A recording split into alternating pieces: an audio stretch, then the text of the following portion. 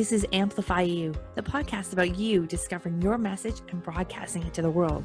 If you're a coach, author, or speaker, you'll want to tune in. If you're looking for the best return on your time investment to get your message out to the world in a bigger way, we're giving you full access and behind the scenes look of how we're running our podcast, how our clients have found success, and what you can do to launch your podcast today. The world needs your message. I'm Michelle Abraham, the host. Join my family as we unleash your unique genius and find the connections you need to launch your adventure today. Join us and let's get amplified.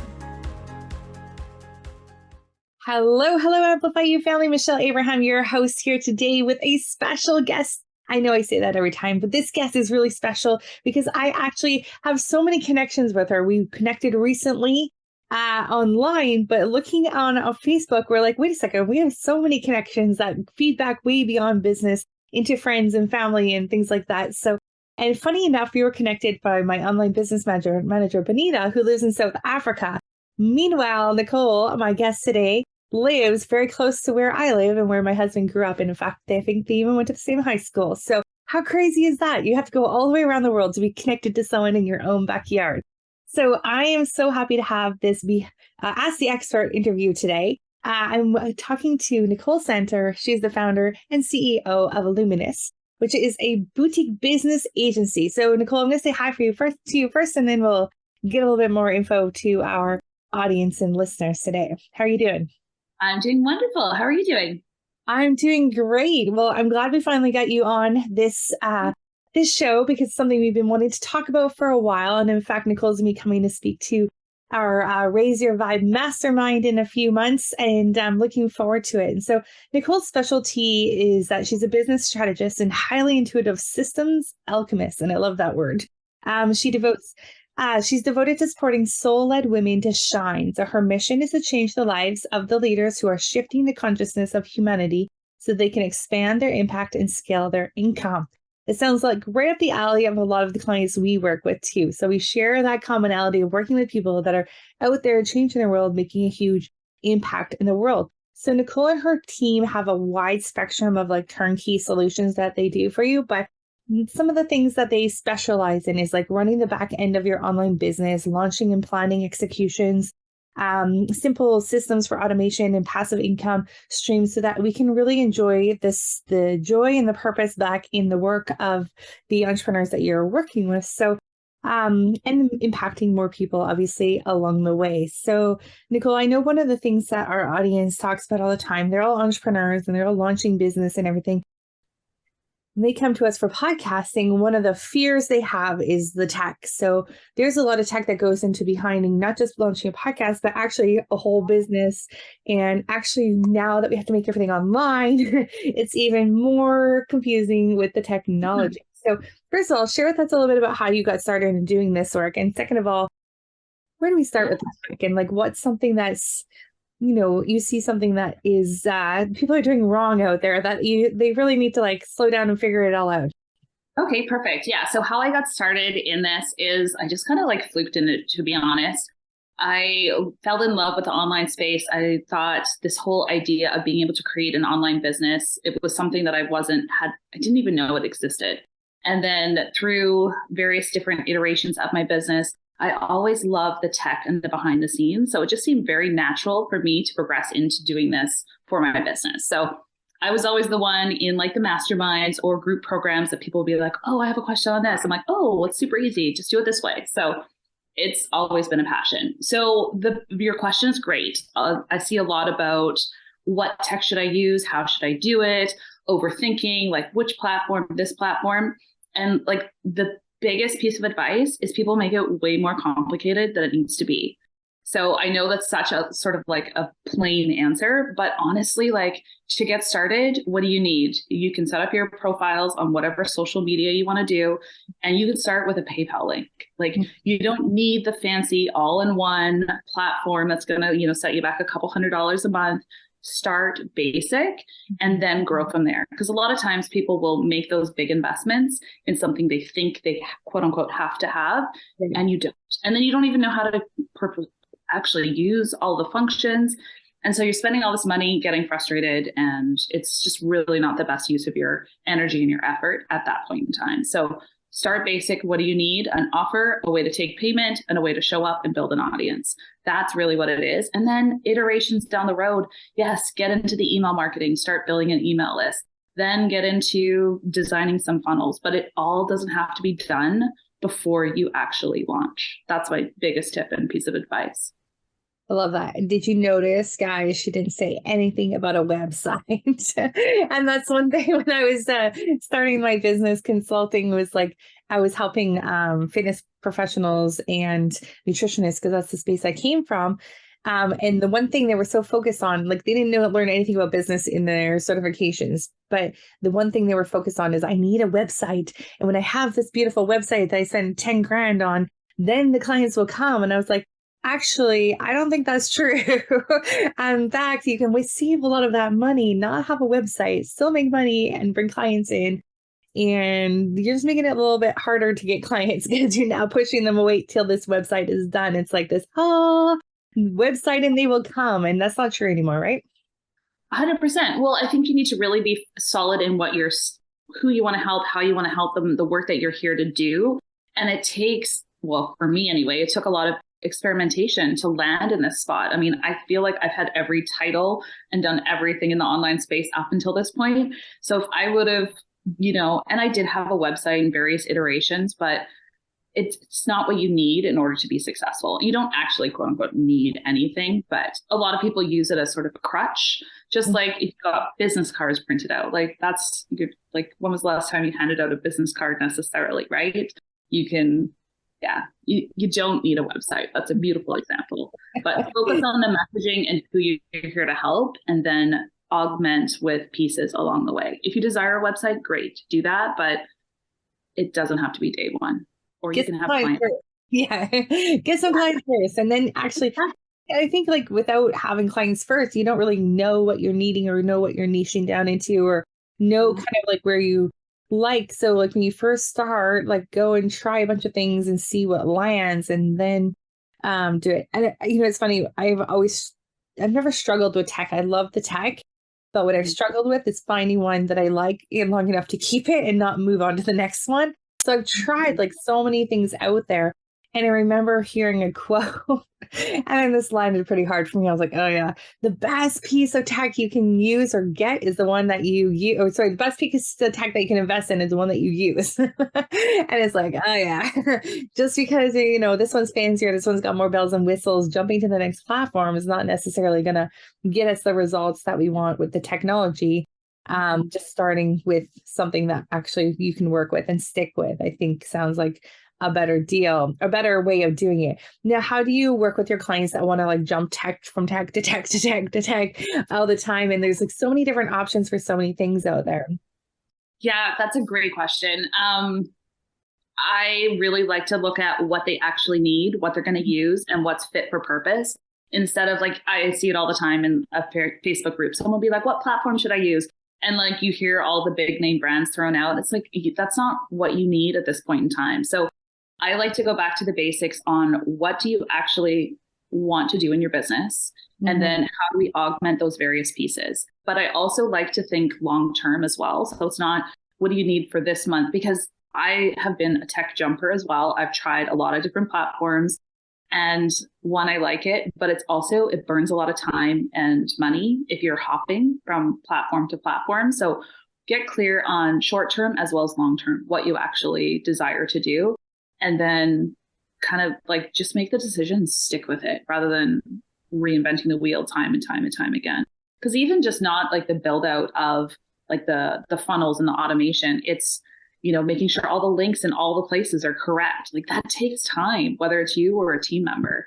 So make the decision and then just kind of put the blinders on and not jump. Oh, shiny object syndrome. The struggle is real. Yes. It's hard one for entrepreneurs to think about. Yeah. It totally is. But you just have to like kind of trust yourself and then stay the course and not deviate from it. And I know that's not probably what people want to hear, but I wish I would have just done that right off the bat. and not gone for like the shiny, like the Kajabis that everyone's like, oh, you have to do this and you have to have this. I would have just, what is my budget actually going to support of what I want to invest every month, and then stayed the course with that and made it work. Unless it's really, really broken. But honestly, it's a lot of money. Yeah, exactly. Would have saved a lot of money over the last few years if I had done that too.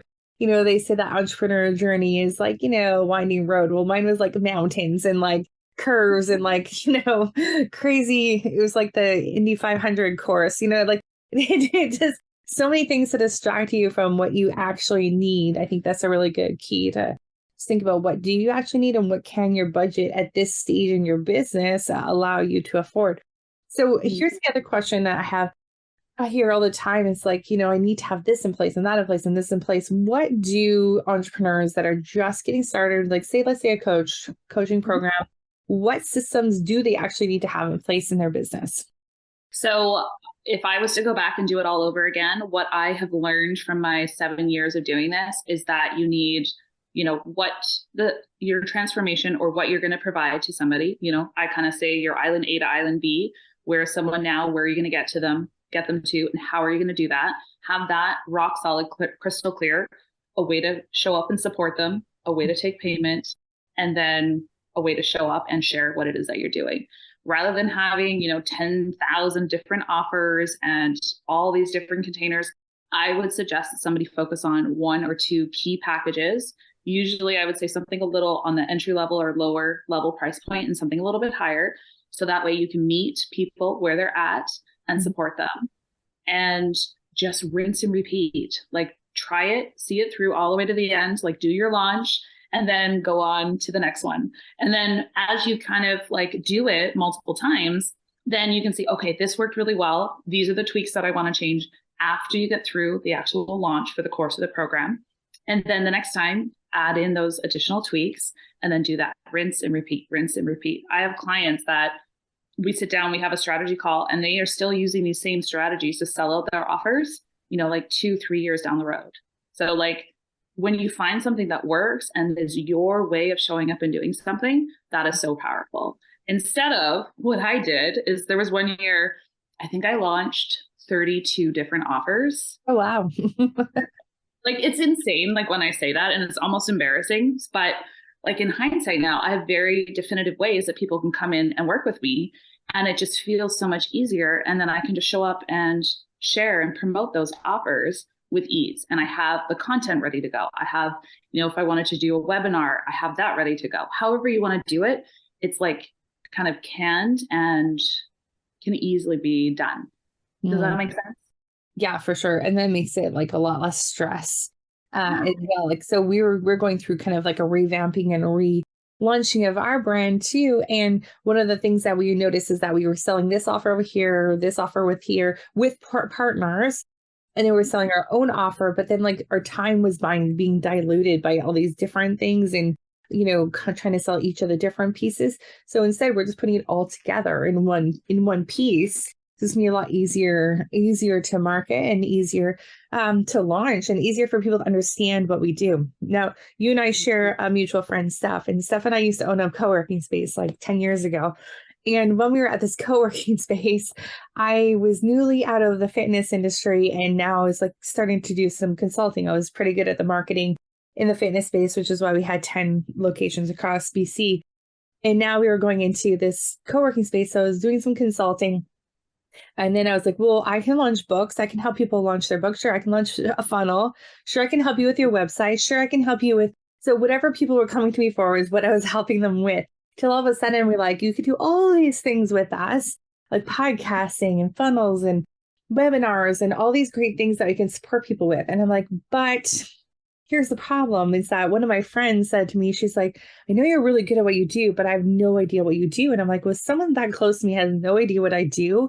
I'm doing a pretty crappy job of like making it clear for my customers how they can hire us and how they can work with me. And so that's when I like stopped everything and just focus on the podcasting. So what you're saying is that some of your clients have had the same offer and rinse and repeat over and over and again. And what I'm finding out there in the industry is that that's actually, it's the best way and the fastest way to cash is to keep doing the same thing over and over. If it's working and it worked once or twice, then keep going and keep expanding on it. Would you suggest that people keep going with what's working? And when is that time to then expand to something new, or just keep focusing on what's working? I think you have to follow your passion and what lights you up. So if you're doing the same offer and it's not exciting and you don't have the energy behind it to actually show up and launch it, then it's definitely time to shift and pivot and bring something else in. I only want to do my business for it being fun. So if it stops being fun, then I need to shift or I need to put something else in. I always like to think about it, and I got this advice from a coach or mentor of mine years ago. It's like, what do you want to be tagged in Facebooks for? What's that thing you want to be known for? And like, I think of you, Michelle, and podcasting. Like, if anybody needs podcasting help, you're the first person that comes to mind. For me, it's backend systems and support. So there's a lot that can go under that umbrella. So I don't think I'll ever get quote unquote bored. So I could have a membership that still supports that business model. I could have, high level one-on-one support. I can do, done in a day kind of packages. There's lots of different offers that can fit under that umbrella. But I really feel like sticking to kind of your lane, being known as an expert, and then that's when you can kind of branch out. That's not to say that if you have a client that comes in and says, oh, I need help with this thing, if you truly can help them, then do that. But maybe don't actively market it so that people are like, oh, I don't know what you do. I know. That was the worst thing to hear. I was like, really? I'm like, you don't know, weird. Okay.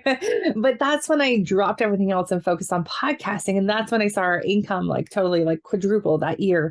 Because we were focused on it. And like you said, like when you think of me, you think of podcasting. When I think of you, I think of systems and support in online businesses. And if someone can't be that clear as to how they can tag you, you're right. Like you need to get to that point of clarity in your own business. And so I love what you say, you're all about fun. This is why we get along, because I'm all about fun in my business too. And I get bored really easily. But I know there's a saying that when like I'm getting bored with something, your people are just starting to find out about it.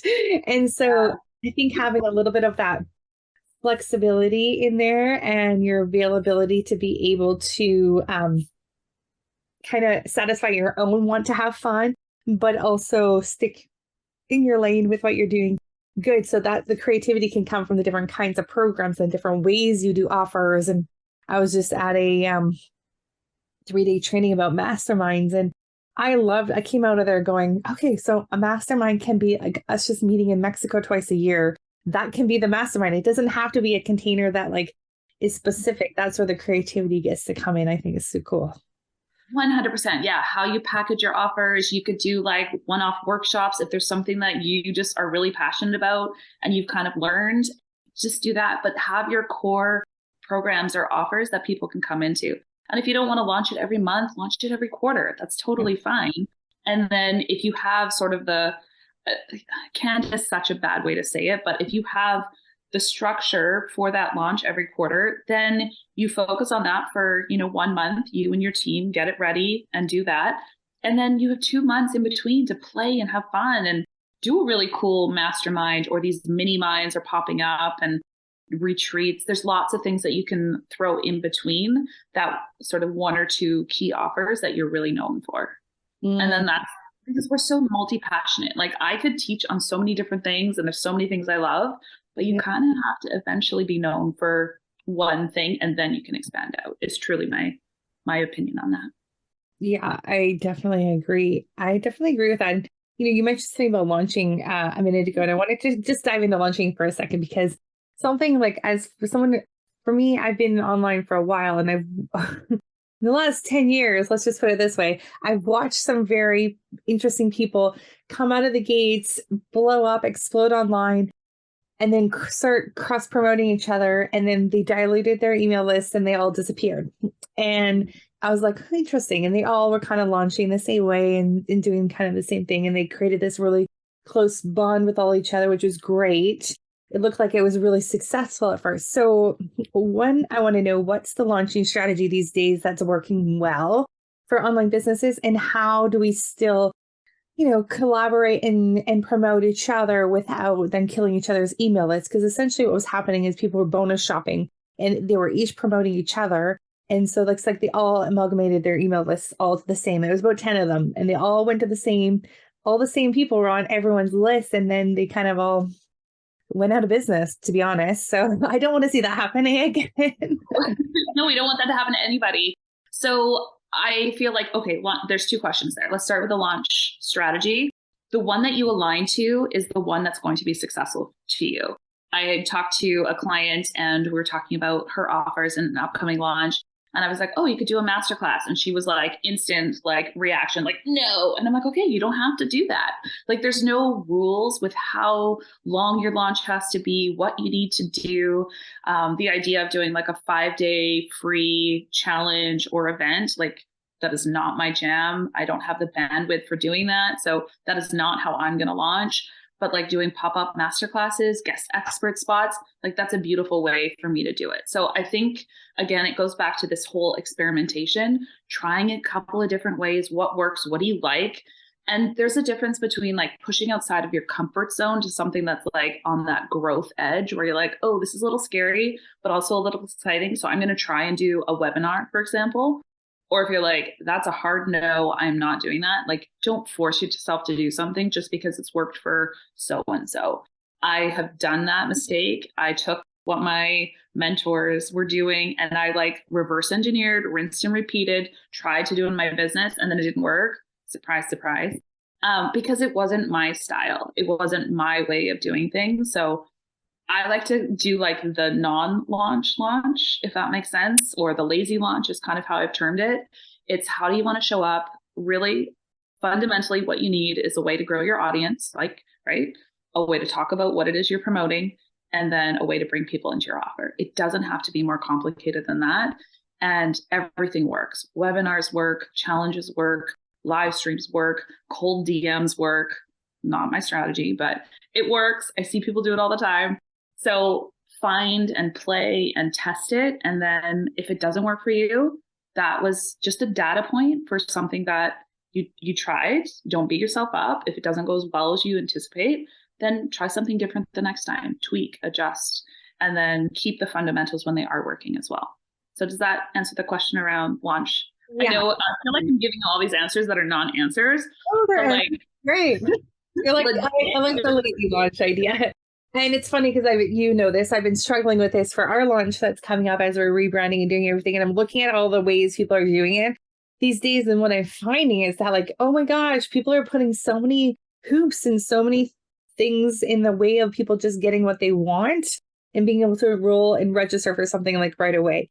And I'm like, we're so busy. I'm like, this doesn't work for me. This like they have to wait for 5 days to figure out what you're offering, or they have to show up 5 times to get something, or it just doesn't work for me. I feel like, and I appreciate what you say so much is like, do what works for you and what you feel like in your style, because some of these ways people are doing things, I'm like, I don't have the patience to spend that much time to just find out what they're offering to see if I want it or not. So why not give them the offer right up the front and let them know it's coming and here's what you can expect. So just doing something that feels right to you, I think is so important.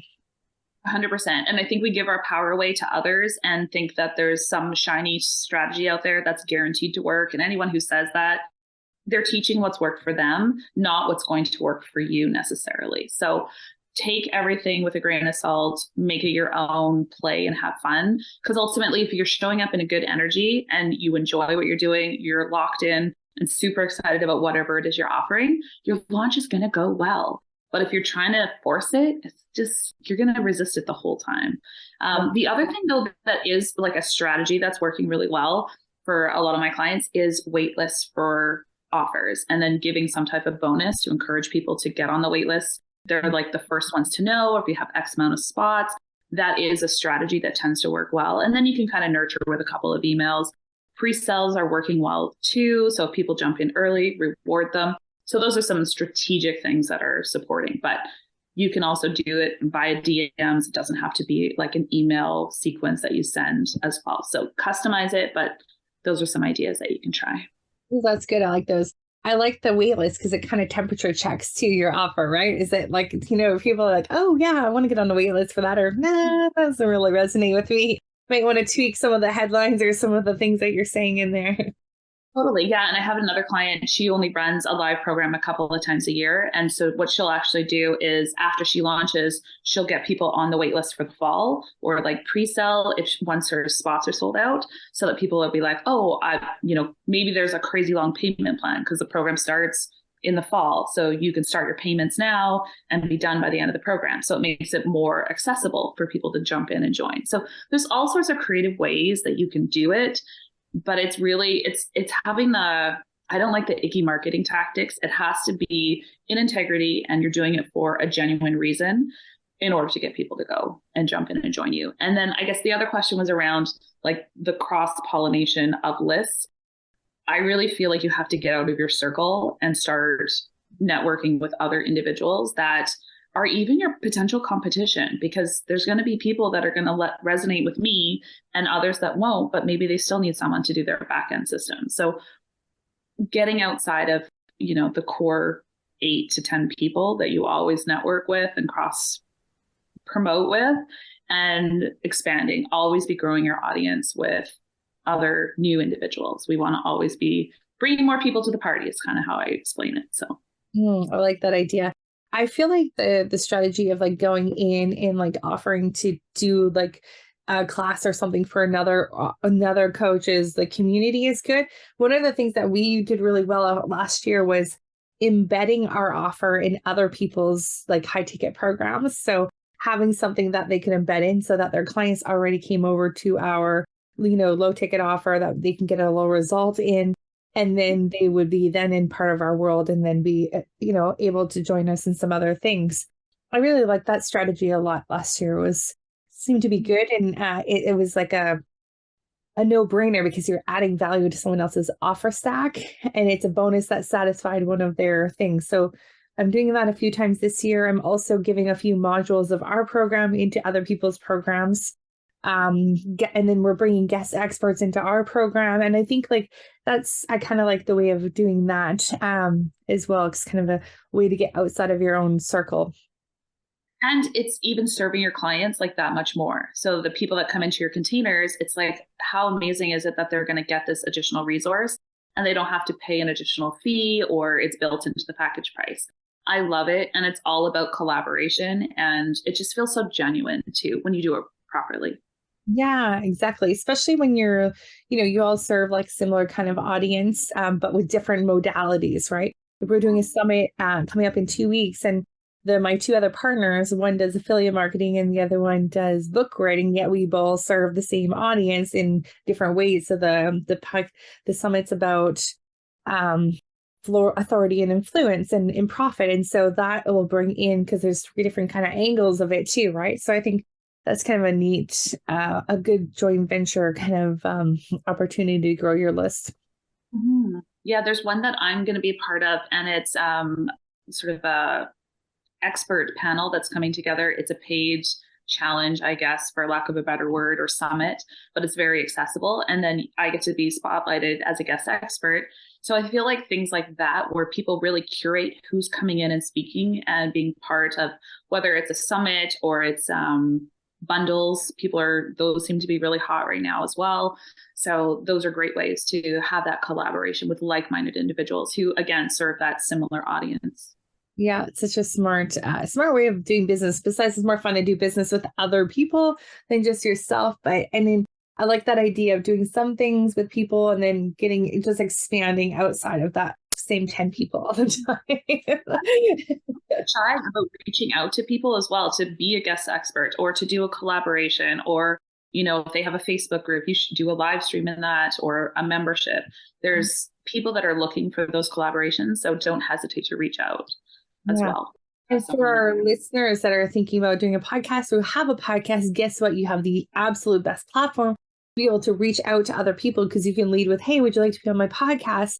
And then they get onto the podcast and you can have a conversation with them about what else you can do together. And we talked about this earlier, but I had 2 joint venture partners come from podcast interviews in the last 12 months that have generated over $100,000 each in our business. So those partnerships are gold. And especially if you can meet them through your podcast, like how cool is that? Because then you have this platform, you can reach out to people. Everyone usually says yes when they want to come on the podcast. And it just makes the relationship accelerate. So you get to know them a lot better, a lot quicker. Yeah. Yeah. And then you can refer out too, because I love being the person. If someone comes to me and says, "Oh, I need help with this," then I can say, "Oh, I know this person. He or she is amazing. Reach out, connect with them. They'll be able to help you." And it's that personal referral as well that is super powerful. So, yeah, absolutely. Those connections are great. Well, Nicole, this has been awesome. Love talking about backend systems and helping people get set up. And, I think the biggest takeaway today is like simple. Just start with what you need to do to collect a payment and to deliver a program. And you don't need to get any more complicated than that. Any other words of wisdom you want to leave with our audience today? oh, probably so much. But Great. I think just to have fun, like I feel when we start to put pressure on and expectations that it has to be done a certain way, or we're like, and I'm totally guilty of this. So that we're like wanting the results and like pushing and forcing, that's when like the wheels fall off the car. So go back, focus on the fun. How do you show up? How do you serve? And then that's when the magic and the beauty all kind of comes together. Ooh, that's good. I love it. And one more question popped in my head as you were saying that. Okay, so what other industries in this world only launch a few times a year and let clients in? Like if you were a plumber or, in landscaping or like it seems so weird. So what's your opinion? Is it launching or is it evergreen enrollment or is there a combination of both? I think there's beauty in both. It depends on the container too, because like I've been in masterminds that have been evergreen enrollment, and I feel like you lose the magic of having new people come in every month or every couple of months. It's just not as great of a space. Whereas a group program, maybe that's not as big a deal if there's live Q&A. So it depends on the intimacy of the actual container and program. I think as a good business, and what I like to work with my clients on is I don't suggest having just one offer that you can get into, twice a year. That one client who does that live program, we actually built it out so she could have a self-study program with the content that she had curated in her more exclusive live course, but she could sell that passively to continue to generate income. And then if people wanted to upgrade into the into that 101 or group container, they could. So you have to really think about how you want to support people, how you like to be supported, because odds are whatever business model whatever kind of courses and programs you buy is probably going to be what your people want. So if you just love high-end one-on-one support, that's probably what you should focus on providing. If you love memberships, then think about the membership model. But strategically look and see what your income goals are. How can actually support and deliver on what you're doing without overextending and burning yourself out. And then you can build that accordingly. But I think it makes sense to look at passive income, reoccurring income, as well as it's always nice to have those big cash influxes as well with a live launch. But I wouldn't be live launching every single month with a live challenge. Like it wouldn't fly. Sounds like too much work. Yeah. It totally is. And I mean, you also have to think too, like, do you have a team or is it just you? And what can you take on? Do you have kids? Do you not have kids? Are you traveling? Do you have a full-time job? Like there's all sorts of factors that play into how you want to manage and run your business. So it's our businesses. We get to decide how we want to run them. Don't let anybody else tell you that it has to be quote unquote this way. And then start just creating. And I guess the other piece of advice too is so often we have this big vision of where we want to get to, and we know crystal clear exactly what that is. And we think it has to be done now. We have to have it all done today. And your business is a journey. It's a beautiful, sometimes mountains and valleys and crazy racetracks. And you're like, you take a corner a little too tight and you kind of, got to pit stop for a little bit so you can get back on the track. But it doesn't have to be rushed or forced. So take that pressure off. I think that would be another lesson that I've learned along the way and continue to embody and learn. I love it. And like at the end of the day, create a business that you love, because I can't believe the amount of people I'm running into these days that, and I understand because I've done it twice in my previous businesses, but you created yourself a jail where you thought you went out there to create a business that you absolutely love and you did all the right things, but now you're working too hard, not making enough money. not loving the business. And in fact, you're ready to give up. And so we don't want you to do that. I want you to take a deep breath, realign, reignite that excitement for your business again, and find something that you love. So thank you, Nicole, for being here today. It's been awesome. My pleasure. Thanks for having me. You are so welcome. Amplify your family. Go out there and have a fabulous week. And remember, you don't need to have everything in place before you get started. So if you're thinking about getting started out there, just do it and go with the minimal amount that you need to take a payment and get a program going, says Nicole. And then you're off to the races with your backend system. All right. Take care, guys. Have a good week.